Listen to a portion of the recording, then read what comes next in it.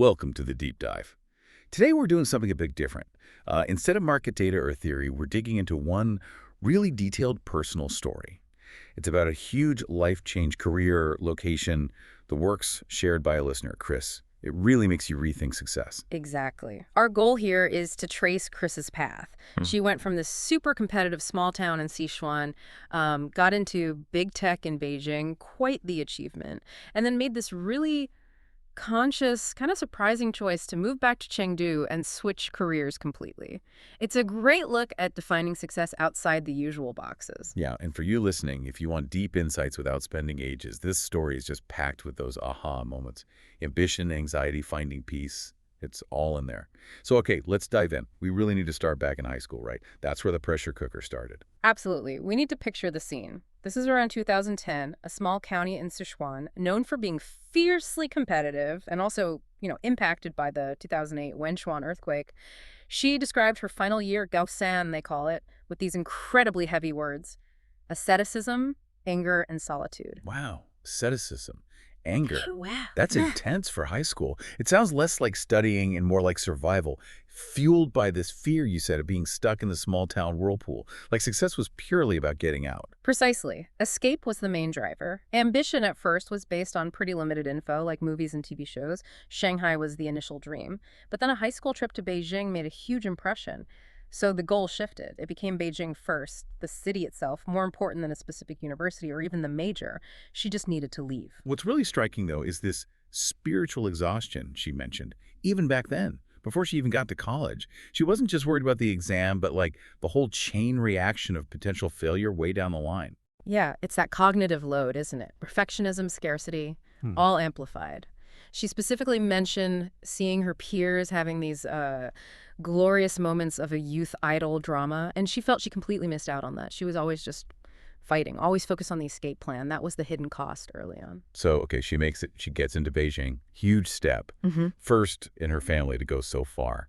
And that city-first logic really dictated things. She chose advertising over sociology, wanting something creative, even though she admits she didn't really know much about either. Right, and that advertising major choice is interesting looking back. It was really broad design, media, PR, a bit of history, not super technical. She said it was lucky during the internet boom, when generalists were valuable.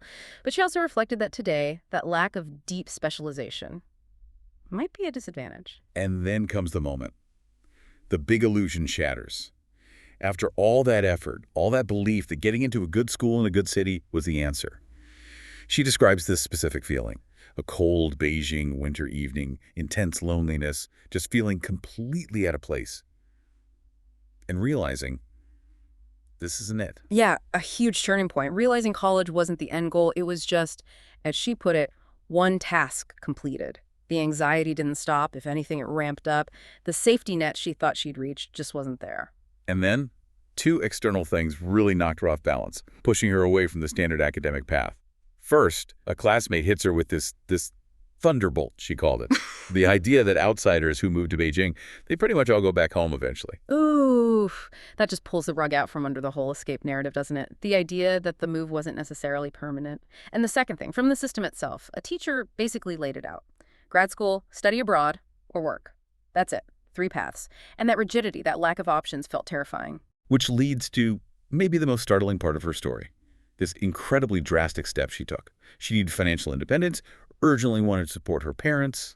They were sacrificing so much, sometimes like 2/3 of their income. So she made a choice. She deliberately let her grades slip, sabotaged her own academic record so she wouldn't be eligible for her guaranteed grad school spot. Wait, hold on.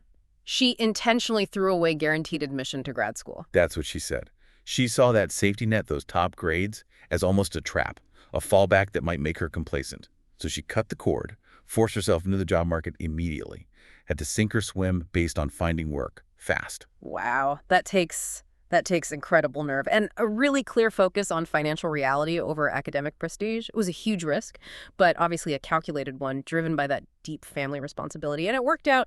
Initially, she landed that product manager role in big tech during the boom. Exactly. But the story doesn't end there in Beijing.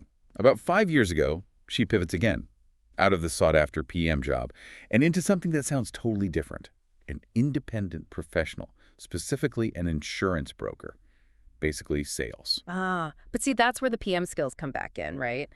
She didn't just discard them. She applied that whole mindset, understanding user needs, figuring out problems, offering solutions to insurance. So she's effectively a digital nomad now, based back in Chengdu, but serving clients all over the country, totally remote. Which brings us to the move back. She fought so hard to leave Sichuan, but then chose to return to Chengdu. And she admitted she was actually kind of scared to go back, associated it with, the slow pace, the parental gossip she wanted to escape. But the reality was different. It wasn't a step backward at all. She was genuinely surprised by how much Chengdu had developed the infrastructure, the tech zones. She said the gap with Beijing felt surprisingly small. Sometimes she'd even feel this weird sense of disorientation, a daze, like maybe she hadn't even left Beijing. But the real surprise, the unexpected upside, was less tangible. It was the city's culture, which she called its buffer. This sort of local optimism and acceptance of life's ups and downs, and a real dedication to just enjoying life, taking care of yourself no matter your income. That was the antidote to Beijing's intensity. Right. The environment enabled an internal shift. And let's talk about that internal change. She always saw herself as very introverted, socially anxious, yet she ended up in customer-facing roles, ultimately in sales. That must have required a massive internal rewiring. Absolutely. And the biggest piece of that, she said, was learning to advocate for herself. Speak up. She told this story about an early internship, being totally paralyzed by anxiety. Couldn't even ask about her salary when the manager literally asked her. She spent years feeling suffocated, was her word, by not being able to voice her own needs or interests. That feeling is so common, that sense of being stifled, especially when you're driven by external benchmarks. Going independent, especially into sales, where you are the value proposition, forced her hand. Survival meant she had to learn to state her worth, negotiate, push back. That shift from passive acceptance to active self-advocacy was key. And tied into that was a big change in how she treated herself. She used the phrase, treat herself like an ox, just work, work, work. Felt she didn't deserve downtime or enjoyment unless every single work obligation was maxed out. Yeah, that sounds like it stems right from that early high-pressure scarcity mindset, doesn't it? But after 30, when she'd built some security and knew she could generate her own income, she started listening to herself, prioritizing self-care. It was a conscious trade. Less external status, maybe, for more internal well-being. So looking at the whole arc, Sichuan, Beijing, tech, insurance, Chengdu, it seems chaotic, but were there consistent threads? The source points to 3 core drivers that were always there. Yes, absolutely. First, and maybe the most fundamental, was her family, that desire to support them. She vividly remembered watching her mother bargaining hard for discounts, and that image just fueled her drive for financial independence, to feed back and ease their burden. Okay, that makes sense. What was the second? The second was pursuing her own ideal life, including finding the right partner. She refused to just drift into something mediocre, like, arrange dates just because it was expected.